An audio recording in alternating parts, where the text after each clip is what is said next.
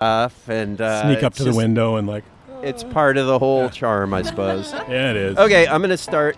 Okay.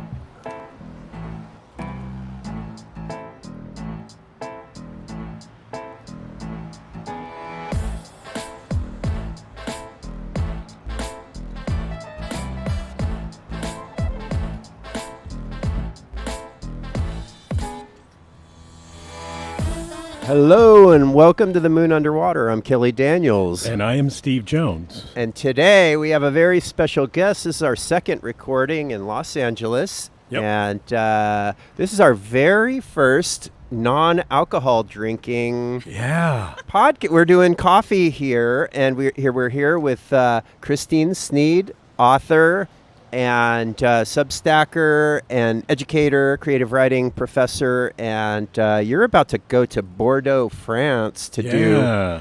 Is it too late for us to go? No, there's actually a couple spaces left. Yeah. How about work study? I can do.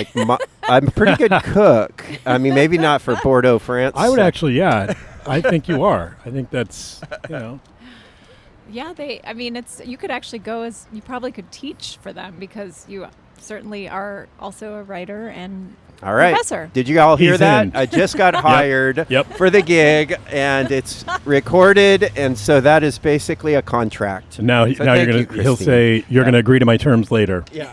No problem. No, I'll do it for free, for sure. I think a lot of these, I was involved in the Prague Summer Program, and I understand that most of the faculty, they kind of break even they get a month-long vacation in Prague for their teaching, and but what a fun thing to do. It's not like it's a short flight, so it's great if you have someone else helping pay your way, and also just get to talk about writing and books for a week or a month in the case of the Prague program. Now, you're local here. I am. You are? Okay. I wanted to ask about an extra that. long flight. So you're... It is 12 hours to Paris. Oh. You're almost. a Chicago gal, though, right? Originally, Yes. or you lived there for a long time at Yes. least. That's how when I first met you was in Michigan years ago. And you have been out in Pasadena here for how long? 7 years. So 2018. I'm originally born and raised in Southern California guy, and I've been in the Midwest for many years. So I did the opposite way. People are like, really? Why did you do that? I'm like, well, you don't understand the academic job market when you ask that question. Yeah, it is crazy. But how is it? How's that? I know that everything just burned down and you were affected to some degree and people you know. Terrible. So that's one thing, but just generally being in Los Angeles, what's your... It's sort of a similar but reversal from the reaction that people have had, oh, you moved to the Midwest? What was wrong? Why did you do that? And people here, they get it, but at the same time, when I left for California, friends were, oh, I'm so jealous. And then, when I was also talking about one of the reasons is I'm just tired of the long winters and, I'm not young anymore. If I'm ever going to do it, I better do it now. And people said, oh, you should be used to it. The weather in Chicago, why does it bother you? I'm like, that's precisely why it bothers me. I've just been living in this climate forever. It's a nice thing that you can move because you want more sun. But I also was learning how to write screen material, and I wanted to try to foolhardy dream, but nonetheless, dreams are not necessarily meant to be practical. So so I learned how to write scripts, but there's a lot of people here doing the same thing. It's anywhere you go, there are writers, obviously. For good, that's good. Yeah, there are, and one thing about the world is that it is getting smaller. Oh. Yeah. In that a lot of people, you can be a Hollywood person without your address being Hollywood anymore. You know what I mean? And so, but especially since the pandemic. I mean, when I was moving out here in 2018, it was, basically you have to live here if you ever want to be in a writer's room, for the shows. It's not, it's just not practical. But now I think many more people are writing remotely for Hollywood, even though I also think the number of writers is shrinking, maybe even since the strike, sort of ironically. Yeah. What kinds of scripts did you write or have you written? I wrote features and I also wrote some pilots. I had a writing partner. Okay. I'm actually in the WGA, but I've not sold anything. Oh, I wow. just directed a really short film, and there are ways you have to. There's all these things like you have to be with a WGA signatory production company, and all this stuff. It was great, but I'm not. It's not renewable endlessly. So right. Last time I was at AWP, I got an invite to a party that I thought was pretty cool. It was for people who went to the McDowell Colony. And I'm like, oh, I got this invite. And so I show up, and I was there. I saw somebody I knew, but he was just leaving. And there was a big kind of bunch of chairs around the center, and these people were talking. And one of the chairs, somebody got up, and I'm like, oh, I'll sit here. And I sat there, and everybody immediately turned to me and started asking me about why I'm here and who I was and what I've written. And I kind of, provided my scant CV, and they just immediately started launching into how much money they made on their latest streaming service thing. And every single one of them was like, had sold these big things for hundreds of thousands of dollars. And that was in 2016. It's changed so much. Has it? Yeah. Well, it definitely was one of those times which happens a lot when you're a writer, when I just felt like 2 feet tall, and shrinking. And, but, that's I don't part think, of it. Now I know people who've been out here a really long time. Some of them have been, they've managed to make some money writing screen material, but I think it just keeps contracting. Yeah. Unfortunately. I mean, or it's spreading out, right? It's not here anymore like it used to be, and you have people that are, all over the world doing this. I always think about like the series that are made for Netflix or the movies that they have done when they're in multiple languages. Narcos is a great example. Yeah, exactly. And they do that on purpose, right? So in multiple markets, you're showing it, you're only subtitling half of it, and so it appeals to more than. He and I watching some foreign movie with subtitles and then talking about it, it kind of opens it up, and it's not just here anymore. And it's interesting because a lot of the production companies that pitch Netflix, a lot of them are foreign because, of course, they have a really big reach overseas. There's a lot of subscribers, elsewhere, but it's based here. I mean, I think, obviously the DVD, I think they were founded outside of San Francisco. But the Hollywood arm, they have all these partnerships with, Narcos obviously had a bunch of writers who were not native English speakers and producers who were also foreign. And, that's, I just thought it was a great show. It was. But part of it's because it did have, so many different top-notch writers and producers and actors, obviously, who... But different anyway, filming locations than just stuff that's within an hour here, right? Yeah. The other we're actually going to talk about literature and not the the kind of like low art of Hollywood TV shows. But which before he knows we do I would that, prefer. But before we do that, I wanted to add one thing that I heard somebody on some podcast talk about how the actors' strike was just like the biggest favor anybody could have done for Netflix, because they just started putting all their operations in foreign markets where they don't have unions, and all the people striking, they were out of work for months and got nothing for it. And look at this, we're in a big city now, where we usually record our home bar. The train comes by every now and then. It goes the other way, though. That's our big. It always goes the other way. Yeah, almost always. Yeah. For the time of day. There's a horn just for punctuation. Yeah, but here we're at a little coffee joint that turns into a wine bar, like right around now. And so, but Christine, we mentioned that we do a lot of kind of dystopia and dystopia adjacent stories. And you suggested the Lottery by Shirley Jackson's most famous short story that many of us have read. The one 2/3 of us read before you assigned it to us. In case you can't see it. But what drew you to it? What's your relationship with this story? And I read it probably in high school or maybe junior high, and I refer to it still so often in the writing classes that I teach, and I think about it a lot too, because it's just such a horrifying story, but it's not the sort of story that it doesn't have like a satanic possession or Right. like a masked It's just killer. good old folks. Right. Salt of the earth. Right. It's just it slowly builds to this horrifying conclusion, and you get hints of it along the way. But I just think it's such a great story on a craft level, but also just it's still, I think, really timely. The way people turn on each other, or just the fact that this is like a routine thing.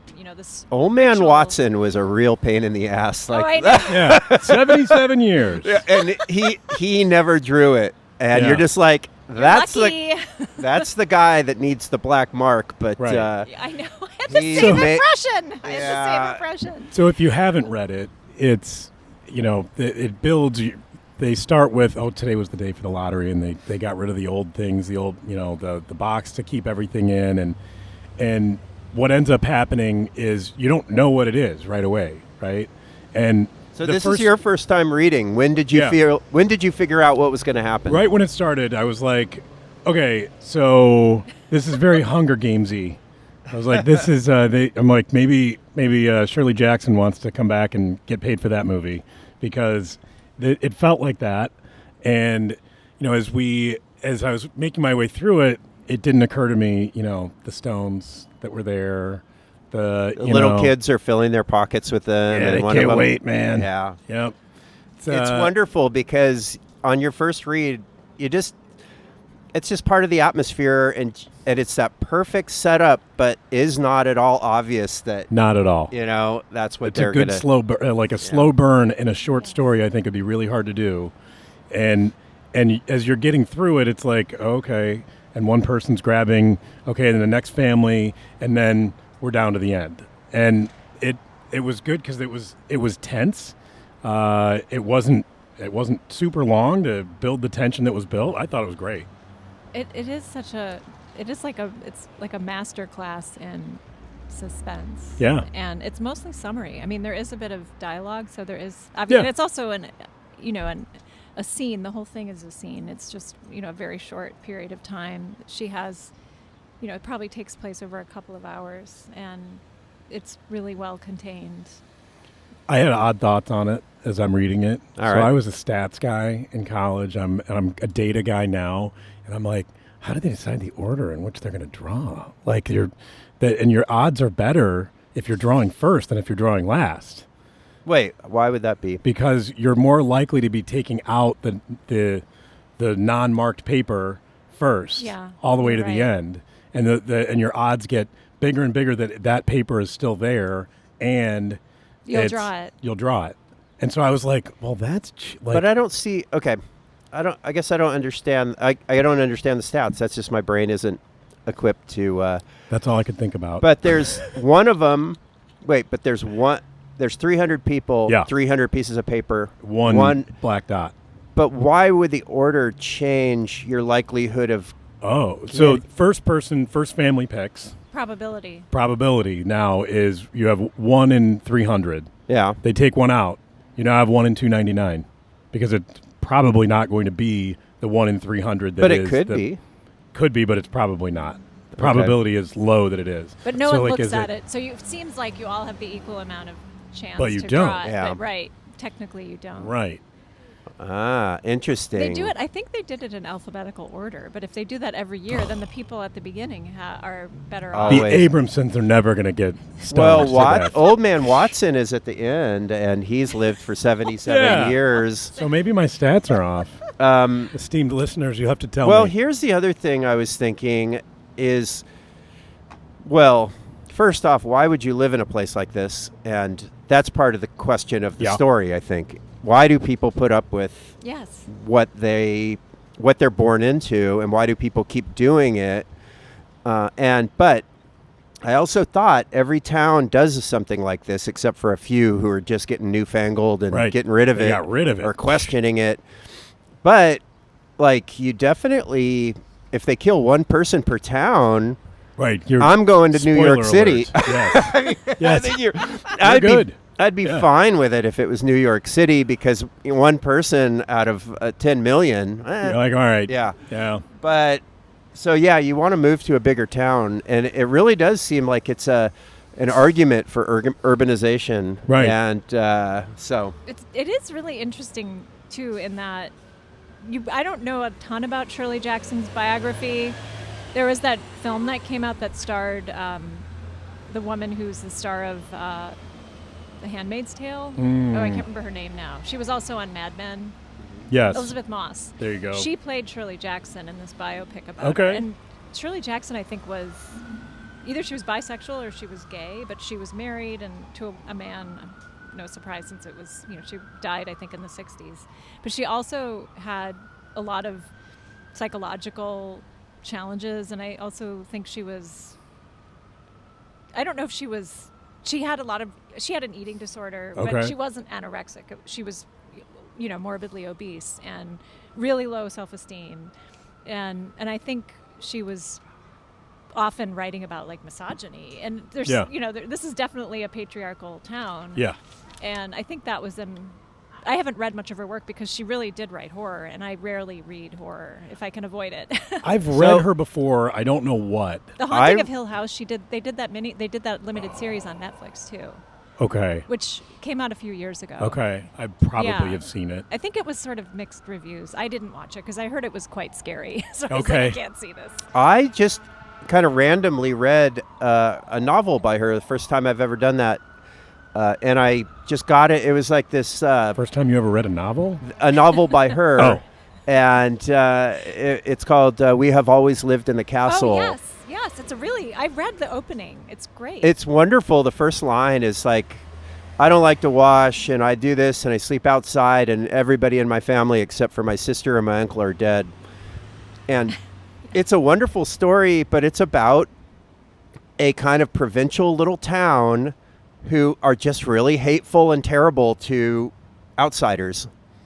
And it's that same kind of energy in the lottery that, it's not that they're against outsiders, but they're inflexible in this way. And then soon as the lottery is picked, there's no pity, and they're monsters.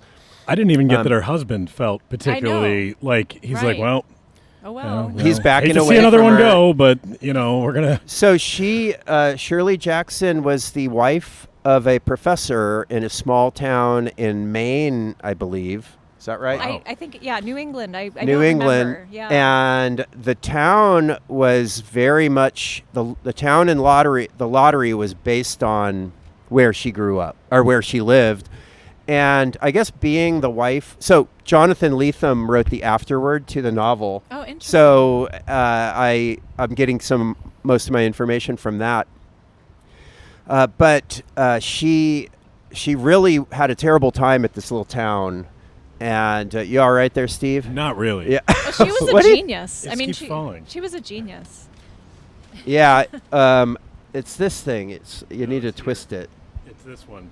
Oh, okay. I think we used to have a screwdriver, but then we flew. Yeah. All right. You can't bring a have that, screwdriver. Yes. I remember Can't even bring a screwdriver on an airplane. We were at a anymore. reading once, and it was at Augustana College, and I think it was Eula Biss. Eula Biss, I'm sure. But she was there, and the microphone on the podium, the screw wasn't tightened enough, so it was just slowly sinking down. And I swear to God, every single person in that auditorium was thinking the same thing. It's like it's losing its boner. Like, and she noticed too, because she laughed every time it was doing that, and she goes, "Huh." And she made some little kind of quip about. Nice. Anyway, that was funny. So that's what happened, man. That's today's cancellation for us. So yeah, that was a pretty mild one. Yeah. The day is young. But anyway, back to this little essay by Lethem about, everybody hated her, and also just she wasn't the right kind of professor's wife, because that was its own genre and job. You had to act a certain way. Wait, really? Oh, yeah. It was like, you know what I mean? Does that make sense to you? I'm a professor's husband, so is there some... You're... I'm not big on decorum. You haven't... So that is sort of a problem. You haven't fulfilled your duties all that well. No. But, That's all right. She doesn't bring me anything anyway. Yeah. I think that's on purpose. No, I actually find that really interesting because, as I said, I'm pretty sure she was definitely closeted, if I remember correctly. And then she also struggled with her weight. And she was also so much smarter than probably everyone else. And no surprise she was ostracized, you know? Yeah. I mean, it's just... Yeah. It, Well, she was also the woman that didn't want to be demure and kind of subservient to... She was smart. Yeah. You know? She was like, wait, this isn't... Why do I want to do this? And I think her husband was super eccentric in his own way, and he was kind of an outsider. Oh, he was Jewish, and they were all waspy anti-Semites in that, way of the 1950s. And so that was part of the whole thing. So anyway, back to the story.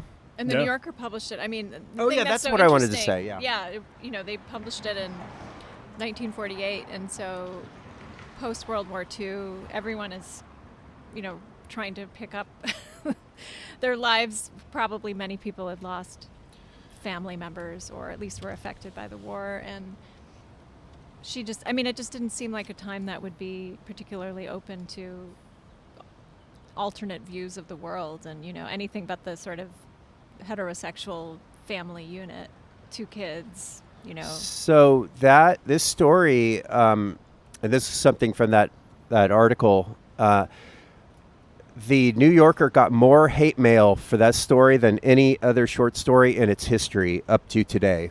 Wow. Really? It was bombarded with hate mail. And that was a question I wanted to ask you, because I found it was a speculative piece of horror that I didn't find anything. It's disturbing. Yeah. But why would you send hate mail? Like, you know what I mean? I don't get it. Who is it insulting? And that's, I think, the key to the question. People felt attacked by it, and I'm kind of wondering why. I think that's...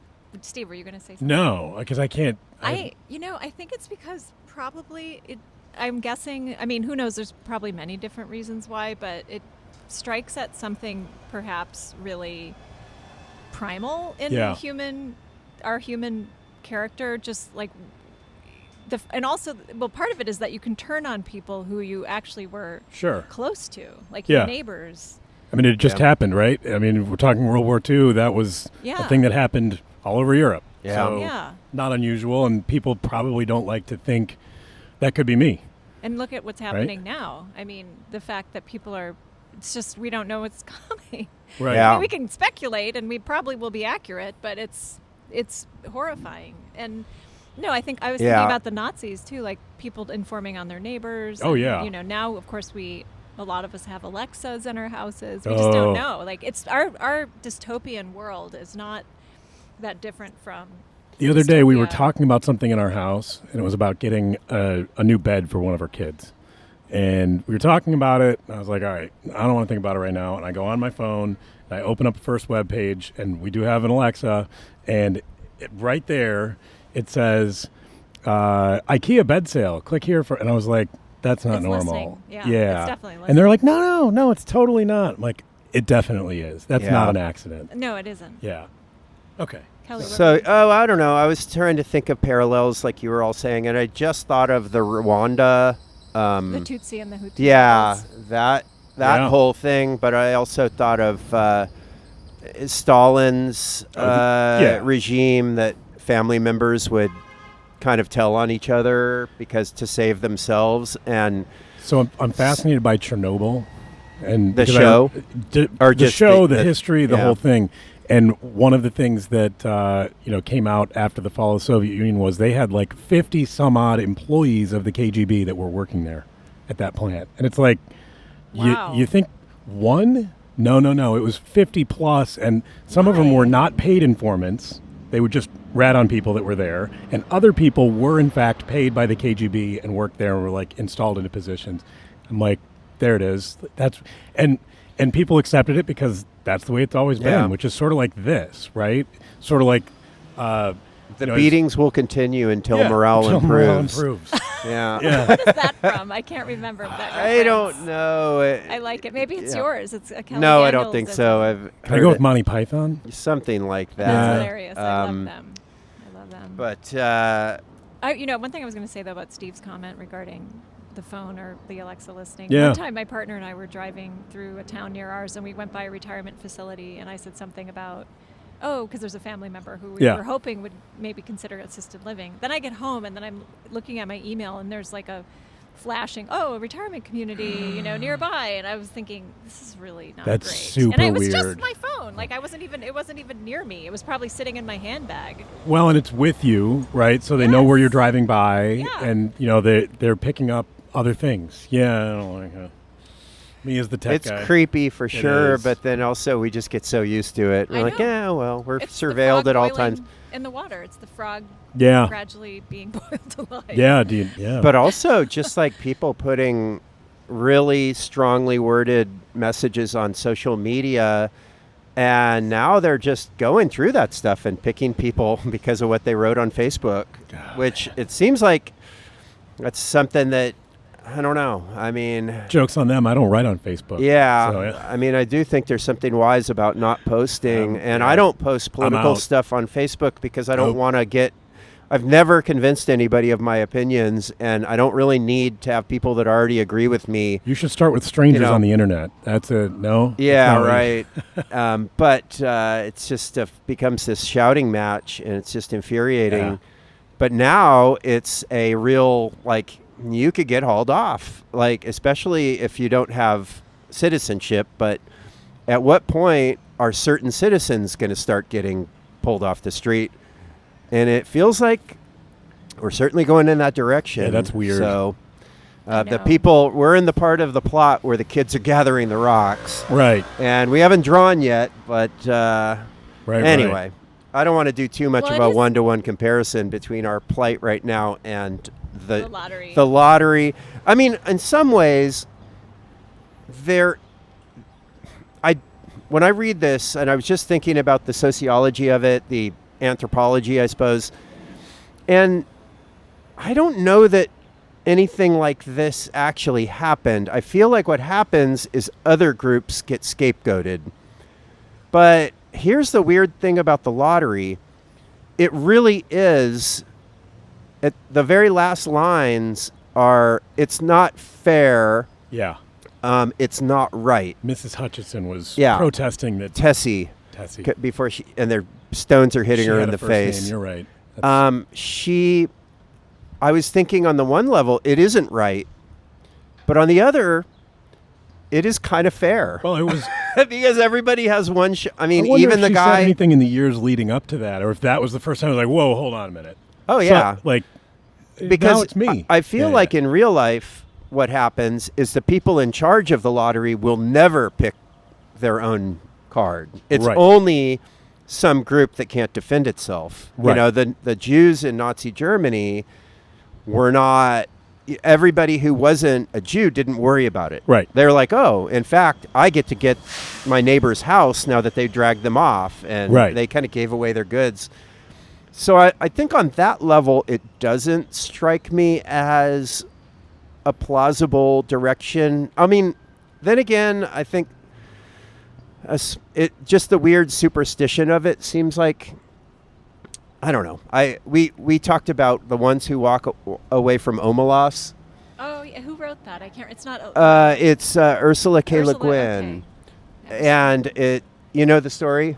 I don't think I do. I haven't read much of her, if any, actually. She's really wonderful, but this one is kind of a weird little. It's a little parable. It's a little thought experiment. It doesn't really feel like fiction because there's no main character, but it's this premise that this utopian town, everything is perfect, but it all depends upon the suffering of one child. And then some people walk away when they find out that the child is the cause of their prosperity. And I feel like a lot of people would walk away from this town, and I don't feel like that was kind of included in the story. Anyway, I guess I'm just trying to question the premise of the story. There's other towns that don't do it, right? Yeah, And I so would you go could just there. go. Yeah, it seems what like are you getting out of this? That was one of my questions. Why have a lottery? Okay. I know. I think it was tied to like a harvest festival, sort of Yeah. a pagan ritual. and they've been doing it forever. Yeah. And I love how she tells us without telling us how long it's been going on, because the box that they use Yeah. is not the original box, but it has been used before Old Man Watson Yeah. was born. Over It's so- 77 years. Yeah, it's like hundreds and hundreds of years, and so they're just still doing it. Well, so I want to put a pin and we can come back to it. But yeah, one of the things that I always like to think about, because it hits me at my job, that's the way we've always done it. And it's like, wait, yeah, but I'm going to show you some other way to do this thing, and it's going to be better than what you're doing now. And usually what the answer is, yeah, but it's different than what we're doing now. I'm like, right. That's the idea. We want to change your processes. We want to change the way you do this. I work on computer systems. And it's like, here's the new way. And people will go, no, we want you to design it just like the thing we already have now. We have always lived in the castle. Yes. Yeah. And it's like, then why did you hire us to come in if you want the same? And we can do that, but okay. So this felt like that for me. It was, we're doing it because this is what we do. This is what you're supposed to do. Yeah. There's, I mean, the hidebound practices of the town. It's just people, I mean, change. It's like, when people break up, it's like people stay together because the unknown is, far worse than the known hells. Yeah. Lottery in June. Coming Corn up on lottery season. Corn heavy soon. Corn heavy soon. Yeah. That's right. Yeah. So, and So- maybe he's right. Maybe we should start going back to human sacrifice to appease the corn gods. So I was thinking it was, there could be other reasons besides the pagan, it was for the harvest. I was like, well, it really would encourage you to have a lot of kids, right? So they're like, well, little Billy's not going to make it this year. It was him that It's drew the so black brutal dot. that they even the little kids They were all in on get it. it. Oh, like, yeah. the kid and the kids, they have no idea that you have to help that one little kid. A grown-up has to help him draw because he's too small. Yeah. And the idea of stoning Yeah. a 2-year-old, I know, my it's God, horrible.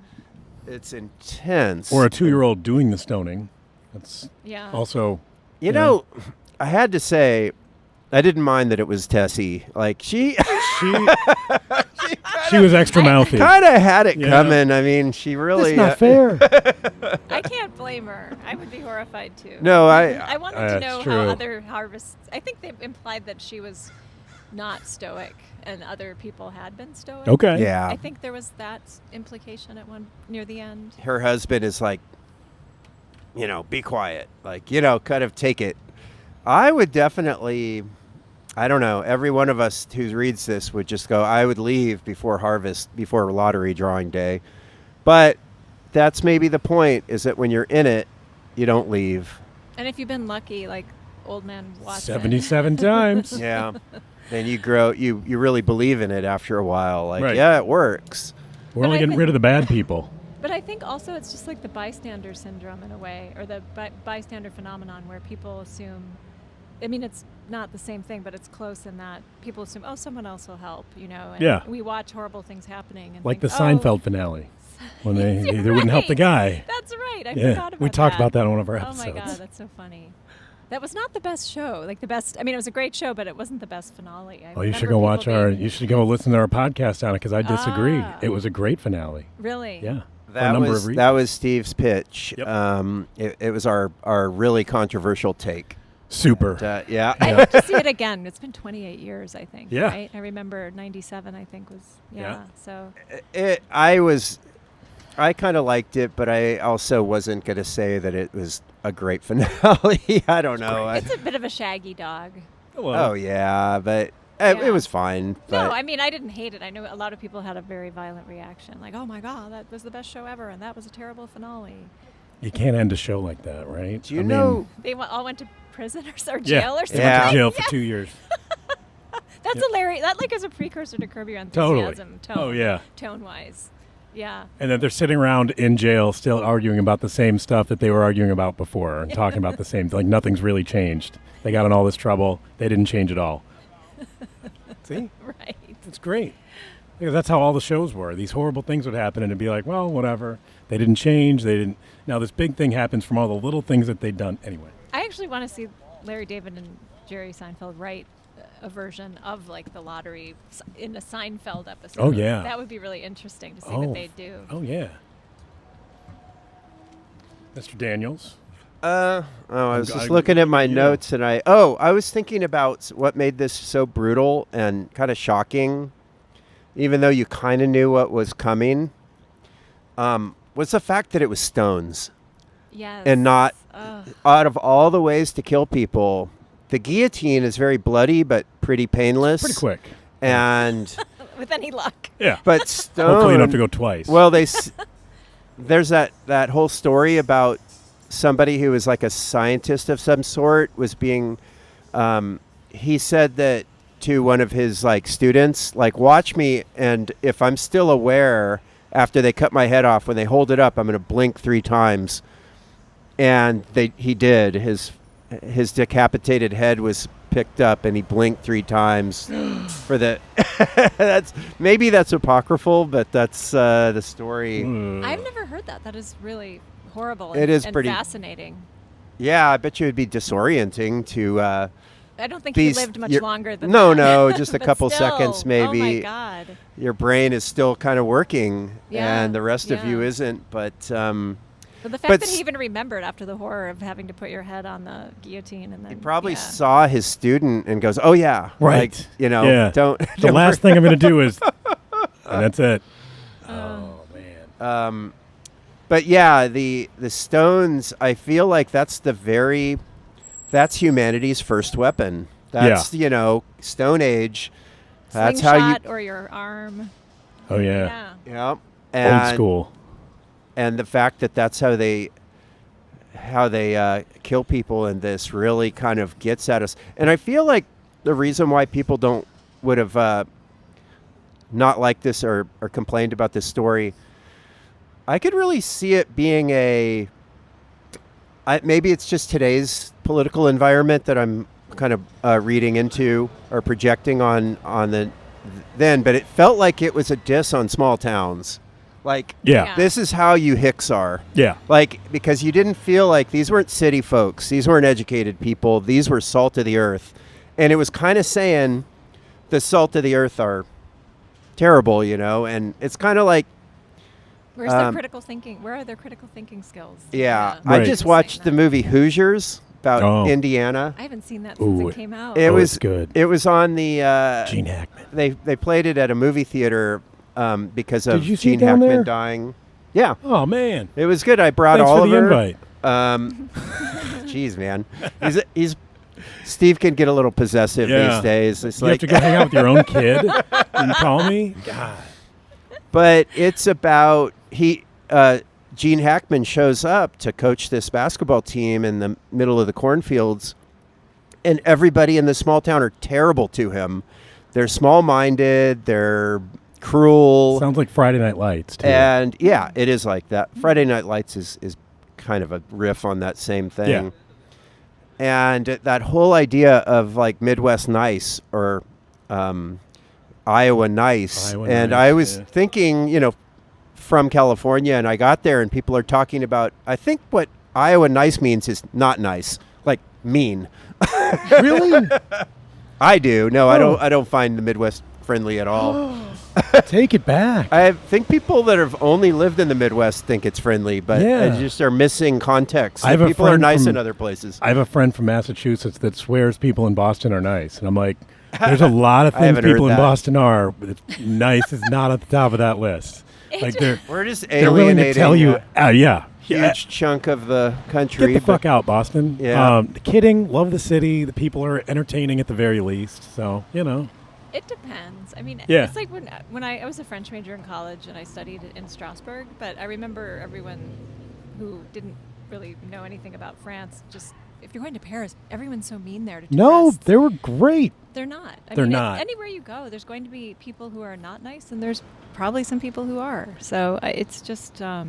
I've had great experiences in Paris and all over France. So, and Yeah. we go a lot. We were there 2 years ago. Loved it. Still do. It's great. Yeah, I Yeah. mean, it just depends. Like, if Yep. you try to speak the language, some people might be dismissive, but most people probably will at least applaud you for trying. And you Nothing know, but pleasant just to be, me. Just use your manners. Yeah. I mean, it's really the sort of the one thing Yeah. is like And be understand polite. that, yeah, try to speak a little French, and people will genuinely be like, oh, okay, sure, I can help, and their English is amazing. It's like, well, I did take 1 whole year of French in high school, so I break out a few phrases now and again. Je m'appelle Etienne. Whoa, I like Very that. I know. good. Yep. That is- Do what I can. yeah. Yeah. All right.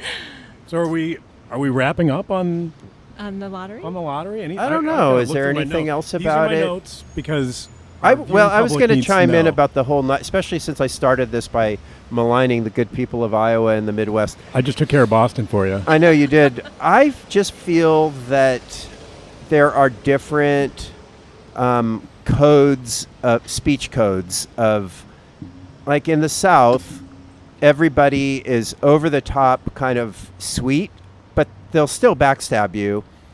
I think everybody's kind of the same. It's just the style in which it's presented is. They're Yeah. friendly, but not necessarily nice. Yeah, Does that I make think sense? that's it. There's Right. friendliness, and then there's, I think the way that people in the Midwest show their niceness is by not getting in your business. Yeah. But it feels, if you're used to people kind of talking to you, it feels like they're going out of their way to be cold. But Oh, I wow. just feel like it's just tradition and, corn, We got lottery a in lot of that. June, Yeah. corn heavy soon. It's just tradition, and yeah. I'll let you know how the Eldridge lottery goes this year.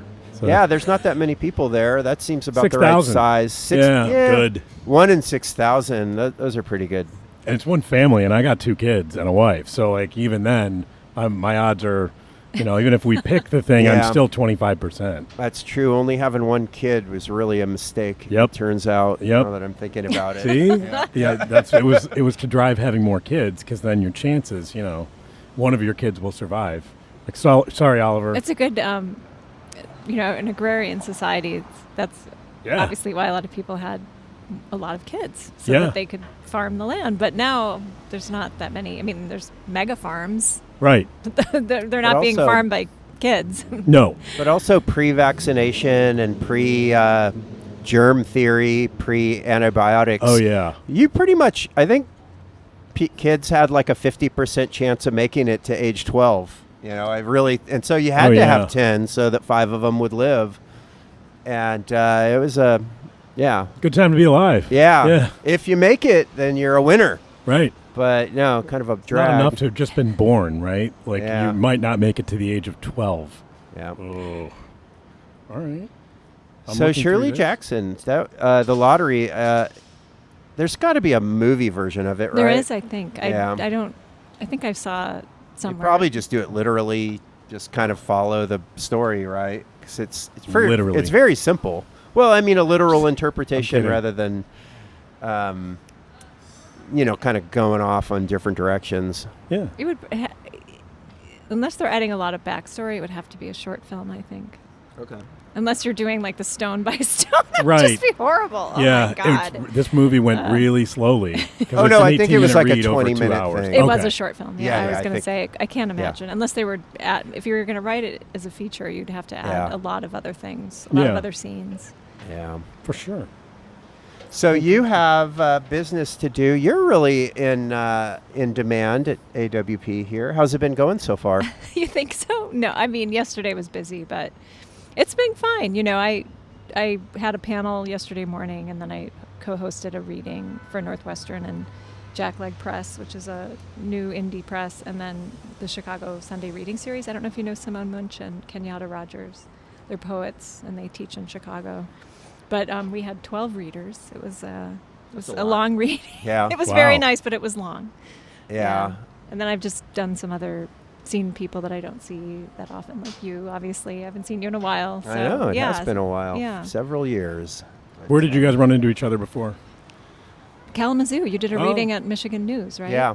You did. Yeah, we did a reading together. Yeah, it was 2013, wasn't it? Or 2014? Yeah. My first book had just come out. And Cloudbreak, you were California. the star, and I was the opening act. And That's I don't think I was a star. I hope it was a shared bill. Or if that's a shared, I don't know, I can't remember the expression. But no. It was a lot of fun. Double bill. There we go. Double bill. Oh, yeah. Oh. That's how you say it. Yeah. No, it was, it's, one day at a time. Are you still writing short stories or only novels? I can't remember if you write short fiction too. I mostly wrote, I'm actually working on short stories right now. They're all kind of linked, and I don't want to say too much about it because I'm just I'm the same sort way. of messing with These it. days I'm like, let me just write it and then we'll see. Yeah, but I wrote a novel and a memoir, and most of my, success, I guess, is in the Sun magazine. And it was almost all personal essays. Oh, that's a great magazine. I love it. Yeah, Sun was great. It was really, I kind of almost got addicted to it because I didn't want to submit where I work anywhere else because they paid and they have huge readership. Their stuff gets read. Yeah, and so, but after a while, I didn't want to write those like super personal confessional stories, and I've already thrown every family member I have under the bus. I ran out of family members to coworkers now. Yeah, I have some coworkers I would love to throw under the bus. Podcast cohorts, whatever. Literally. Yeah, literally. But anyway, so I'm working on some stories now that are linked, and I don't know, it's fun. How about you? What are you working on? I finished a new novel recently, so I'm hoping to. I have had a few different agents, but I'm looking for a new agent, and I'm still working on short fiction too. And just you have to love writing because it's a tough gig, you know. And obviously, teaching is how many of us pay our bills, and that's demanding too. So but I love talking about books. There are worse ways to spend your life. I agree, and. Steve here, this is his first time doing it, and he's kind of going to all these parties and stuff. Yeah. AWP. Yeah. And he's it's like, a lot. Oh, okay. Yeah, I do fine. I don't care. It's fun. Yeah. I'm having fun. And also, you are not here, thinking you're going to find someone to publish your next book, or you're looking at other journals that have rejected you over the years. So you're right. It's the ideal situation to be in. My agenda is to get up and work remotely 2 days in a row at a very early hour the last 2 days. But, then I'm done by 3 o'clock. It's definitely after 3 right now. Yes. I see. In your time zone it is. Yes. Yes. And it's Friday. It's Friday. Yeah. It is Friday. Yep. Well, there's still 2 days left, today and tomorrow of the conference, and I guess tomorrow will be all the closing parties and stuff. So maybe I'll run into you somewhere. Maybe we're going to get invited to some other party tomorrow too. Yeah, I'm actually not going to be down tomorrow. I'm going back to Pasadena tonight, and then I have too much to do. It's just been. You all do obviously have things to do too, but it's. Yeah, it's a little 2 days different is when good. You're out of town, and it's like this is what you're here to do versus you live right there, and it's there's life still is happening. And I also had a long event on Wednesday. Okay. There was a fundraiser at 826 LA, the tutoring center. There was a fundraising reading that was like AWP affiliated, so there were 14 readers that night, so it was a lot of reading as well. You can have and I'm a little burned out. I'm tired, and I just finished my winter quarter. I had 2 novel workshops. I had 30 students. I start a class on Monday at Northwestern, but it's poetry for prose writers, so it won't be as many pages. Poetry for prose writers. I love that. Yeah, they write a sonnet, they write a sestina, they write a persona poem, 5 poems. So I teach a poetry class once a year nowadays, just because, not because I'm qualified, but because we've cut down our staff so much, gotten rid of our adjuncts and stuff like that. And so poetry is the most popular class in the English department. And that's great. Yeah. I mean, obviously it's nice if short fiction or regular fiction is also popular, but... It is. Yeah. Creative writing's fairly popular at Augustana College, but anyway. When I do things outside of my wheelhouse, I like to describe myself as being grossly unqualified. Grossly. Yeah. So teaching a Disgustingly. poetry class, and I'm grossly unqualified to do that. Disgustingly unqualified. I'm sure you're not. I'm sure you're very qualified to teach it. Well, no, I think thank it's you. That's actually why- better that, I mean, you probably have read a lot of poetry. I have, yeah. Yeah. Oh, I was a enjoy it. I poetry love- MFA. Oh, Okay. wow.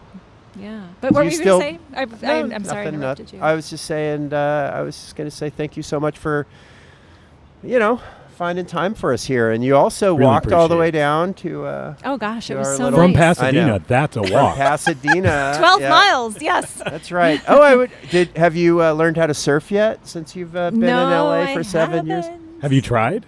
I haven't. It's fun. I'm I'm terrible.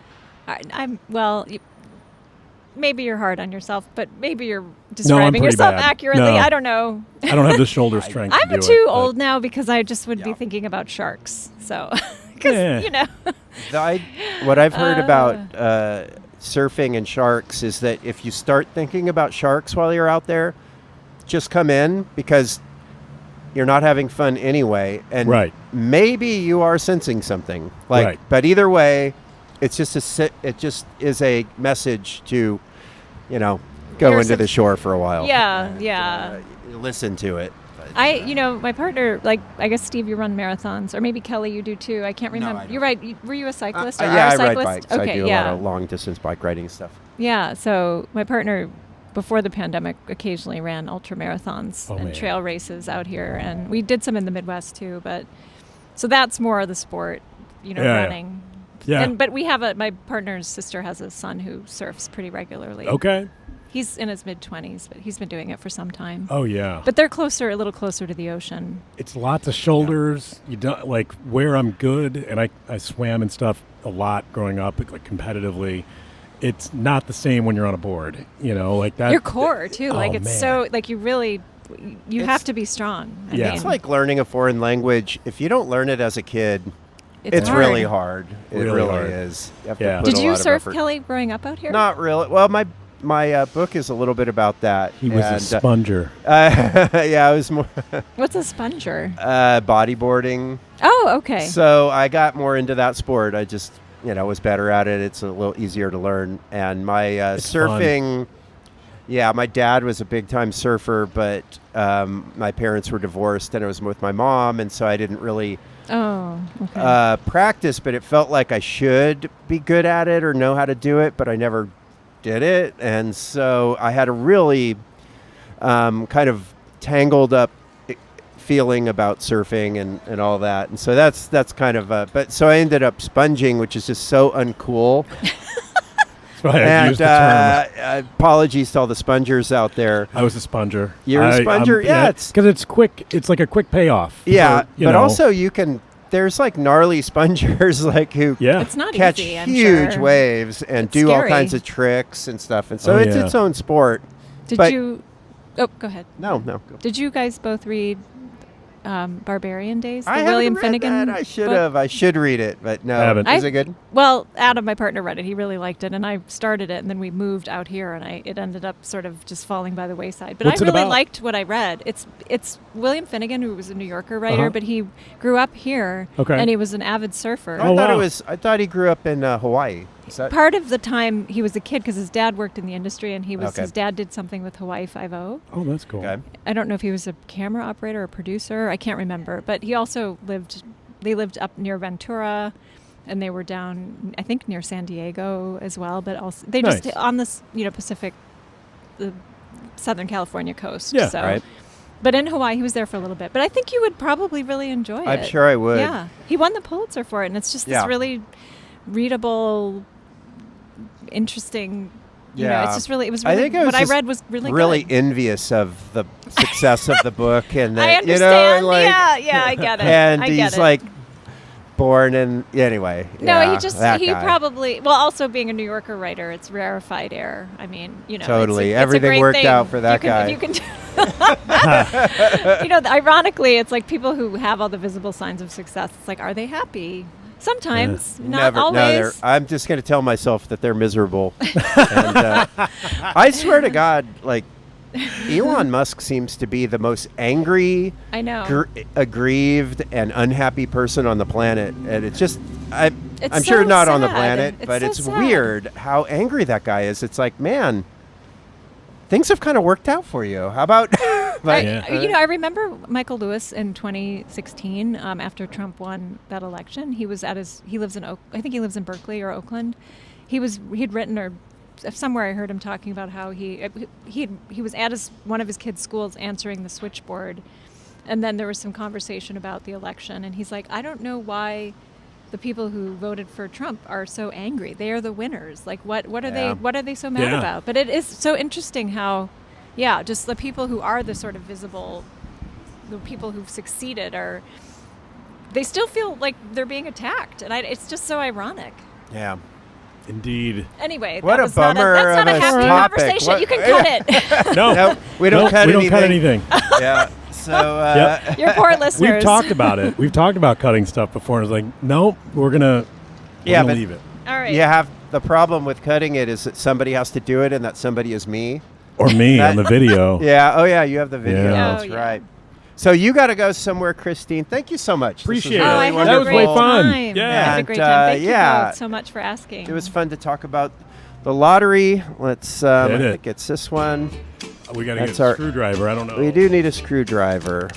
All right, folks, give us a rating. 5 stars on Yelp. 5 stars on Yeah. TripAdvisor, please, and take care, everybody. On Apple Podcast, yeah. That's right. Rate it. That was so much fun. Thank you both. You're welcome. We got to. It was really.